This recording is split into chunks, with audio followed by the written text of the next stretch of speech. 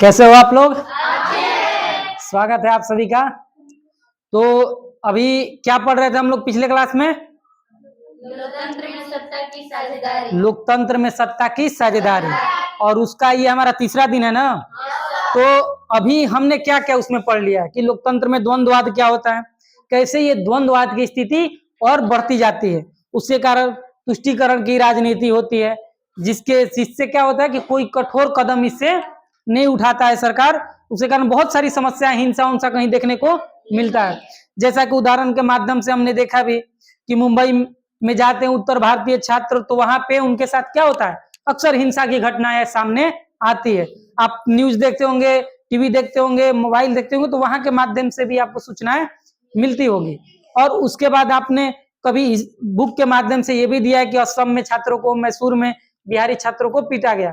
तो ये सब क्या दिखाता है, जब ये भाषा क्षेत्रवाद की स्थिति जब ये सब ज्यादा बढ़ने लगता है, तो जो लोकतंत्र में द्वंद्ववाद, काफी जब तनाव की स्थिति होती है, तो ऐसी घटनाएं सामने आती है।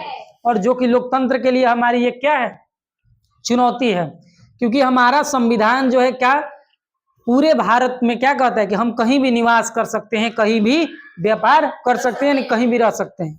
ये हमारा संविधान हमें हक देता है। तो उसके क्रम में आगे बढ़ते हैं। फिर हमने बेल्जियम का देखा, बेल्जियम की कहानी देखी, मैक्सिको में नस्ल विरोध देखा। नस्ल क्या होता है, गोरे काले, नाटे छोटे मोटे के आधार पर जब भेदभाव आपसे हो तो वो क्या कहलाता है, नस्ल भेद आधारित। जैसे यहाँ पे जैसे इंडिया के लोग भी बहुत नस्ल भेद करते हैं।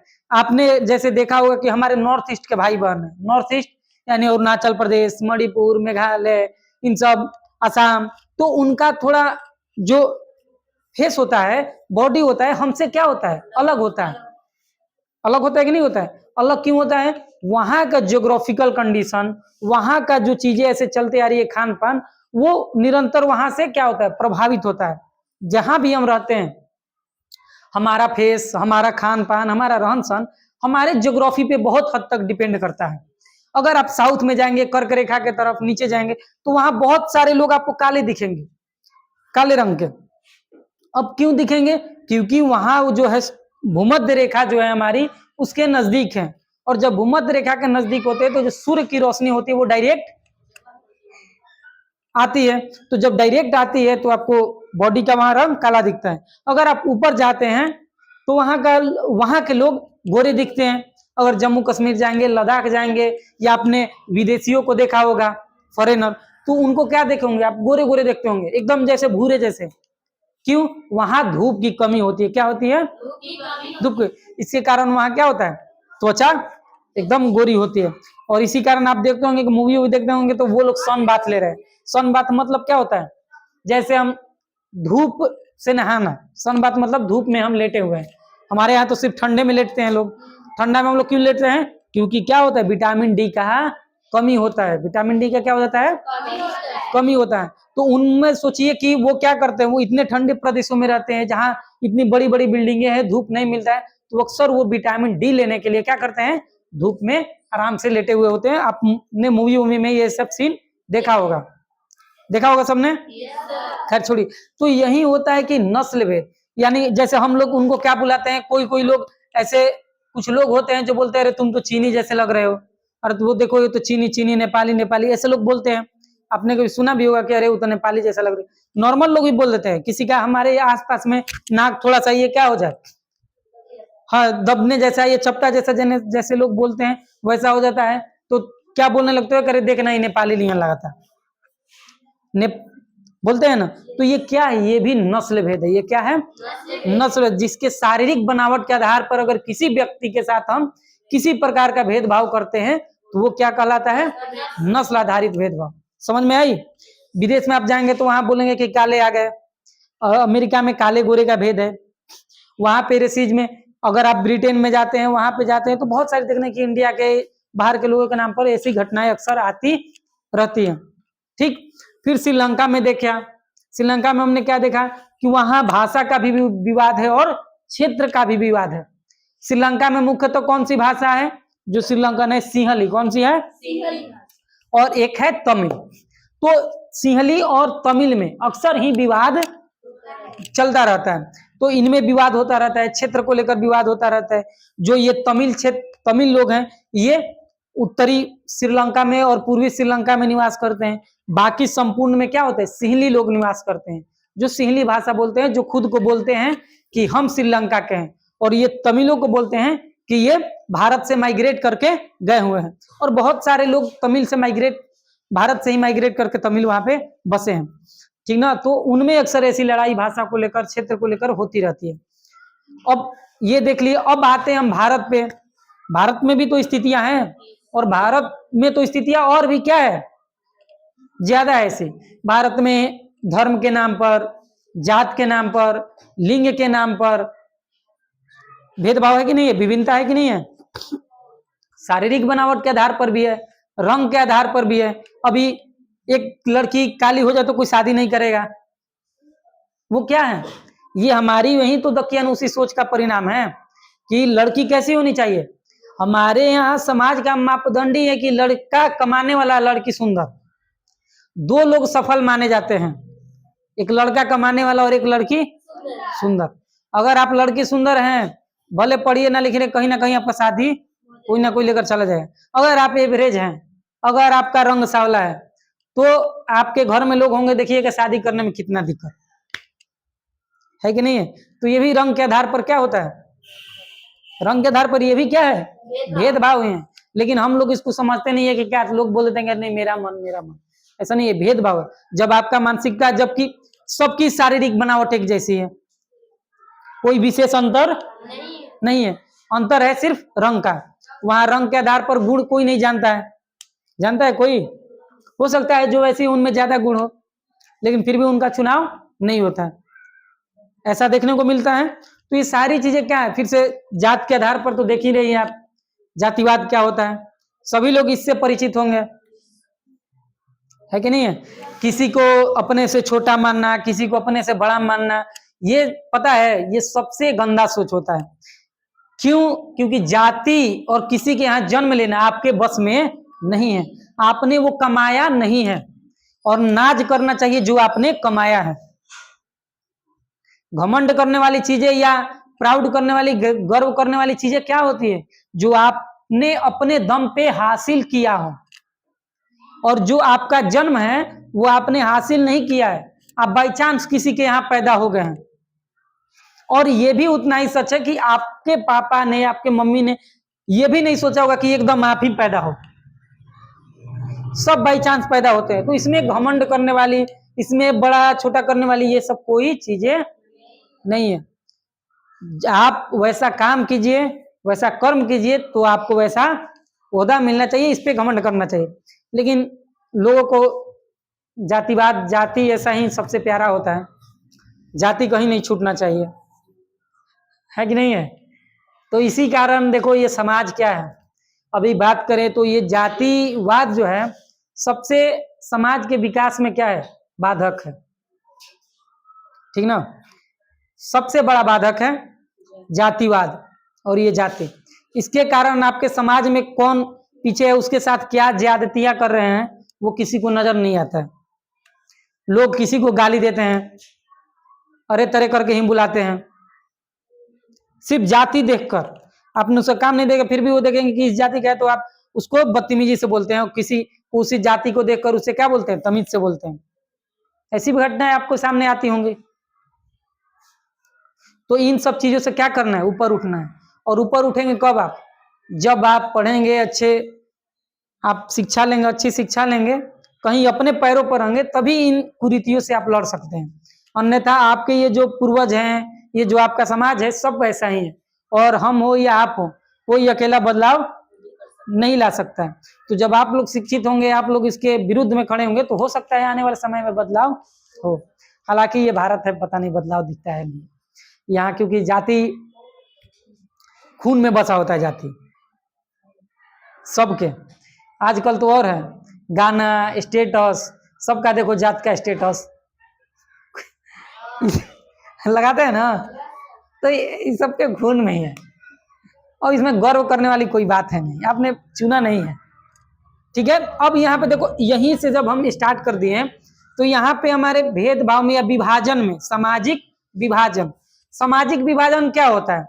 जब कोई भी समाज अलग अलग रूपों में बटा होता है, ये जात अलग अलग हो, धर्म अलग अलग हो, अलग अलग तरीके के लोग हो, रंग हो, रूप हो, तो क्या कहलाता है? सामाजिक विभाजन। और सामाजिक विभाजन हमें दो तरीके से देखने को मिलता है, एक जन्म आधारित और एक इच्छा आधारित। एक जन्म आधारित और एक इच्छा आधारित। अब जन्म आधारित सामाजिक विभाजन क्या है? तो जो सामाजिक विभाजन क्या होता है? हमें जन्म के साथ मिलता है। अब जैसे जाति, ये आपने चुना नहीं है, जाति आपके साथ जन्म से आती है।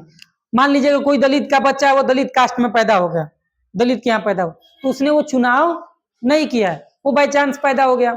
और कोई उनके यहाँ पैदा हो रहा है, कोई उनके यहाँ पैदा हो रहा है ना? तो ये क्या कहलाएगा? जन्म आधारित। कोई गोरा हो गया, कोई काला हो गया, तो ये कैसा है विभाजन? जन्म आधारित। अब आता है एक इच्छा आधारित। इच्छा आधारित विभाजन क्या होता है? जब आप अपनी इच्छाओं के अनुसार हम अपने को कोई भी चीज चुनते हैं। अब जैसे मान लीजिए कि एक घर है, वहां घर में सभी लोग आस्तिक हैं, एक लोग नास्तिक हो जाए। इस देश में नास्तिक लोग भी तो हैं, नास्तिक लोग हैं कि नहीं है? फिर एक ही धर्म में कोई मुस्लिम को मानने लगता है, कोई अपना धर्म चेंज करके कोई हिंदू में चला जाता है, होता है कि नहीं होता है? फिर उसी में एक ही धर्म में कोई भगवान शिव को मानता है, कोई वैष्णव बन जाता है, कोई शैव बन जाता है, कोई शाक्त बन जाता है। ऐसी घटनाएं, ऐसे समाज में हमारी बातें बटा हुआ है, समाज ऐसे भागों में विभाजन में हुआ है ये बात। तो ये क्या कहलाएगा? ये इच्छा आधारित। क्या कहलाएगा? ये विभाजन कैसा कहलाएगा? इच्छा आधारित। और जो विभाजन हमें समय जन्म के साथ मिले वो क्या कहलाएगा? जन्म आधारित। सबको समझ में आया बात कि जन्म आधारित सामाजिक विभाजन क्या होता है और इच्छा आधारित सामाजिक विभाजन क्या होता है। अब आते हैं हम, दो बात यहीं से आती है कि विभिन्नता और विभाजन, ये दोनों शब्द देखने में एक जैसे लगते हैं। क्या लगते हैं? एक जैसे, लेकिन इनमें अंतर है। विभिन्नता क्या होता है? विभिन्नता ये होता है कि इस वर्ग में बहुत सारे जात के लोग, बहुत सारे कास्ट के, बहुत सारे धर्म के लोग, बहुत सारे लंबाई अलग, रंग अलग, एक साथ बैठे हुए हैं और सभी लोग एक साथ अच्छे तरीके से मिलजुल कर रह रहे हैं, पढ़ रहे हैं। ये क्या दिखाता है?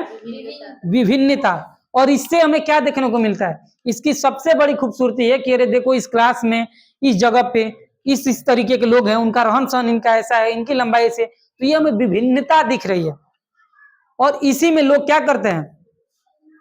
कोई कहने लगे कि अरे हम तो ऐसे हैं तो हम सुंदर हो जाएंगे, हम ऐसे हैं तो हम अच्छे कहलाएंगे, हम इस जात के हैं तो हम सर्वश्रेष्ठ कहलाएंगे। तो ये क्या ले लेता है? रूप विभाजन का। ये कैसा रूप ले लेता है? विभाजन का। समझ में आ रही बात? यानी विभिन्नता क्या होती है? जब अलग अलग जगह जब वही मिलजुल कर रहे हैं तो विभिन्नता कहेंगे। और जब उन्हीं लोगों में से कोई अपने आप को सर्वोच्चता का, अब उनको एहसास होने लगे कि हम अच्छे हैं इनसे दूसरे के मुकाबले, तो क्या हो जाएगा? विभाजन। अब बताइए कि विभाजन होगा तो भेदभाव होगा? होगा कि नहीं होगा? और जब सब मिलजुल कर रहेंगे तो कोई दिक्कत नहीं। तो विभाजन नकारात्मक हुआ, सकारात्मक हुआ? और विभिन्नता सकारात्मक हुआ, नकारात्मक हुआ? सकारात्मक। अब यहाँ पे सवाल, आपके बुक में सवाल भी है कि हर सामाजिक विभिन्नता सामाजिक विभाजन का आधार नहीं होती। ये मैंने आपको समझा दिया कि ये विभिन्नता क्या होती है, ये विभाजन क्या होता है। अब आपको ये सोचना है, ये जो हमारा एनसीईआरटी का, ये जो हम पढ़ रहे हैं बीटीईसी का, ये जो बुक है इस तरीके से बनाया गया है ताकि आप समझ आप अपना विकसित करें। समझ में आई बात? आपका क्या करें? आप समझ विकसित करें।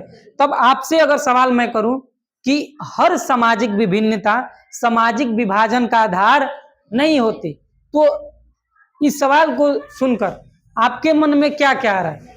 कैसे आप इसका जवाब देना चाहेंगे और कैसे आप बोलेंगे कि हाँ ये बात सही है? यानी मैंने ये सवाल बोला कि हर सामाजिक विभिन्नता सामाजिक विभाजन का आधार नहीं होती, यानी हम एग्री कर रहे हैं। क्या कर रहे हैं? यानी हम सहमत हैं कि हाँ ऐसा नहीं होता है। तो आपको कारण देना होगा, वो रीजन वो बताना होगा कि ये सिचुएशन है, जब ऐसा हम देखते हैं तो उससे साबित होता है कि ये जो विभिन्नता है विभाजन का आधार नहीं बनती हर जगह। तो इसको आप कैसे समझाएंगे और कैसे इसको बताएंगे, कोई बता सकता है? कोई? जबकि मैंने ये पाठ आपको पहले भी पढ़ाया है और अच्छे तरीके से समझाया भी था उस वक्त भी।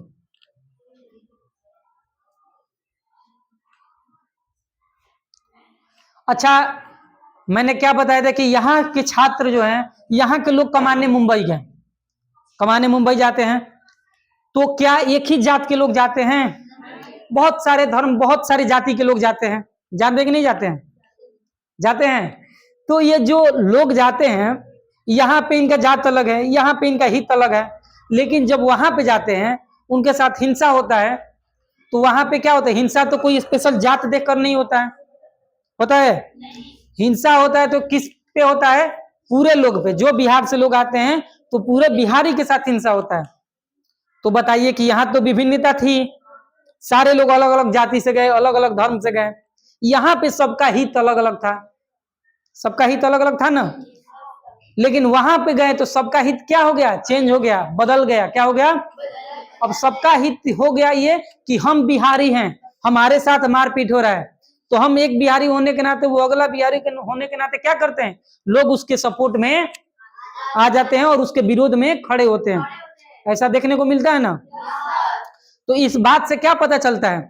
इस बात से यही पता चलता है कि जो एक समय विभिन्नता था, जहां विभाजन था, वही एक जगह जाकर विभिन्नता और एकता का रूप ले लेता है। एकता का रूप लिया कि नहीं लिया? यहाँ पे जो अंतर है वो एक जगह जाकर क्या कर दिया? एकता का रूप ले लिया। तो क्या जो ये विभिन्नता थी वहां सामाजिक विभाजन का धार बनी?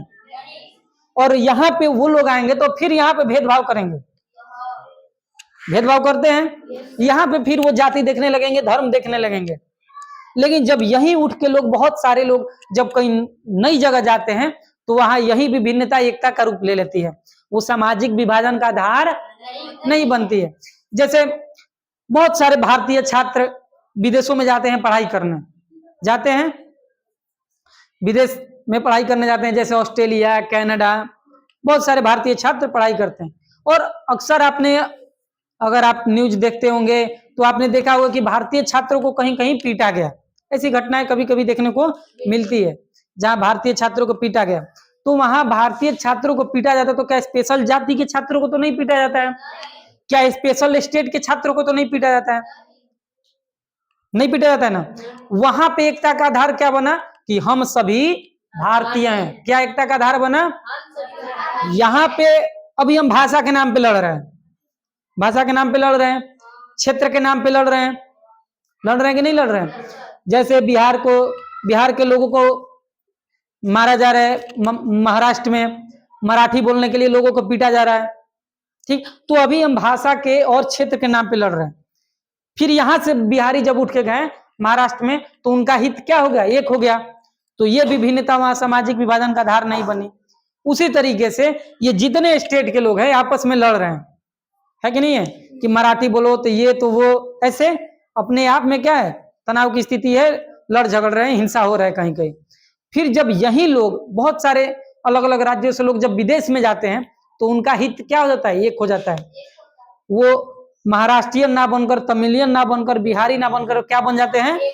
इंडियन। क्या बन जाते हैं? इंडियन। और एक भारतीय के साथ गलत होता है तो सारे एक साथ खड़े हो जाते हैं, ऐसा देखने को मिलता है।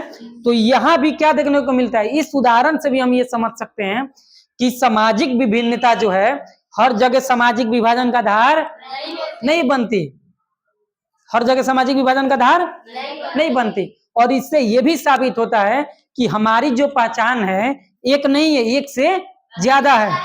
एक से क्या है? ज्यादा है। आप अभी यहाँ पे हैं तो आप अगर इस गांव से बाहर निकलेंगे, डिहरी में निकलेंगे, तो आप अपनी पहचान क्या बताएंगे? कि मैं इस गांव से बिलोंग करती हूं या करता हूं। फिर आप जब इस जिला से बाहर निकलेंगे तो क्या बोलेंगे? कि मैं इस जिले से हूं, क्योंकि आपके लोग तो जानेंगे नहीं कि गांव कहाँ है वो, तो क्या बताएंगे आप? इस जिले से हूं। फिर यहां से निकलेंगे स्टेट से बाहर तो क्या बताएंगे? बिहार से। बिहार से बाहर जाती है, देश से बाहर जाती है तो क्या बताएंगे? भारत से। यानी इन सब बातों से क्या मिलता है? कि हमारी पहचान भी क्या है, एक से अधिक है। बात समझ में आई? तो सबको समझ में आया कि सामाजिक विभाजन कितने तरीके के होते हैं? दो, जन्म आधारित और इच्छा आधारित। उसके बाद हमने दो और शब्द देखा, सामाजिक विभिन्नता और सामाजिक विभाजन। तो सामाजिक विभाजन नकारात्मक है या सकारात्मक? नकारात्मक। सामाजिक विभिन्नता सकारात्मक है या नकारात्मक? तो हर सामाजिक विभिन्नता जो है हर जगह सामाजिक विभाजन का आधार होती है?